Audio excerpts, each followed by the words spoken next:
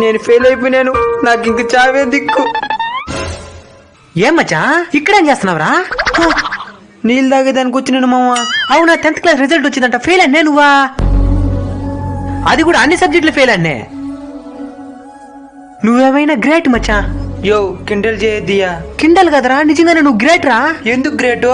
ఆత్మహత్య చేసుకోలేదు కదా. ఇది ముందు సంవత్సరం ఒక్క సబ్జెక్ట్ ఫెయిల్ అయిపోయిన దానికి ఒకడు పురుగుల మందు తాగేసినాడు. వారం రోజులు కోమాలోనే ఉన్నాడు. వారం రోజుల హాస్పిటల్ వాళ్ళ అమ్మ నాయన తిండి లేకుండా నిద్ర లేకుండా ఏడస్తా వాడు కాళ్ళ దగ్గరే గడిపినారు.